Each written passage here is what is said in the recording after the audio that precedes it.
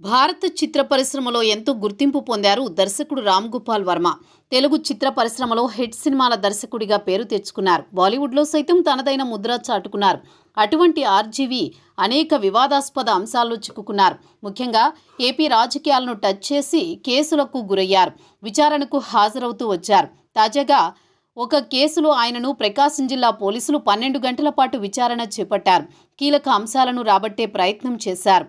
YCP హయాంలో ఆ పార్టీకి అనుకూలంగా పనిచేశారన్న విమర్శ రామ్ గోపాల్ వర్మపై ఉంది. ముఖ్యంగా అప్పటి కూటమి నేతలపై ఆయన అనుచిత వ్యాఖ్యలు చేసేవారు, అనుచిత పోస్టులు పెట్టేవారు. దానికి సంబంధించి ఇప్పుడు కేసులు ఎదుర్కొంటున్నారు. వైసీపీ హయాంలో ఆ పార్టీకి అనుకూలంగా రాజకీయ ప్రత్యర్థులకు వ్యతిరేకంగా రామ్ గోపాల్ వర్మ సినిమాలు తీసేవారు. ఈ క్రమంలో జగన్మోహన్ రెడ్డిపై తీసిన వ్యూహం చిత్రం ప్రమోషన్ నేపథ్యంలో కూటమి నేతలైన చంద్రబాబు, పవన్ కళ్యాణ్, నారా లోకేష్ పై బురద జల్లే క్రమంలో వారి ఫోటోలను మార్ఫింగ్ చేసి సోషల్ మీడియాలో పోస్టులు పెట్టారు రామ్ గోపాల్ వర్మ.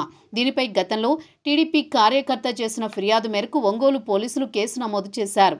విచారణకు హాజరు కావాలని నోటీసులు అందజేశారు. అయితే కొద్ది రోజుల పాటు అజ్ఞాతంలోకి వెళ్లిపోయారు వర్మ.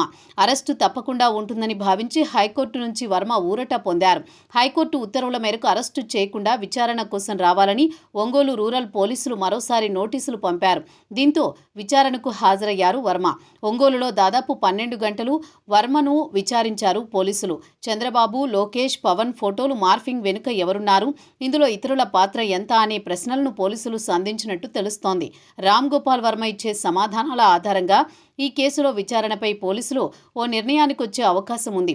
వాస్తవానికి ఫిబ్రవరిలోనే వర్మను విచారణకు పిలిచి అరెస్ట్ చేస్తారని పెద్ద ఎత్తున ప్రచారం నడిచింది. అయితే కోర్టు ఆదేశాలతో పోలీసులు వెనక్కి తగ్గారు.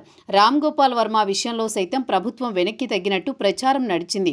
ఈ తరుణంలోనే రెండోసారి విచారణకు పిలవడం ఆసక్తిగా మారింది. ప్రస్తుతం హైకోర్టు ఆదేశాలు ఉండడంతో రామ్ గోపాల్ వర్మ అరెస్టు ఉండదని తెలుస్తోంది.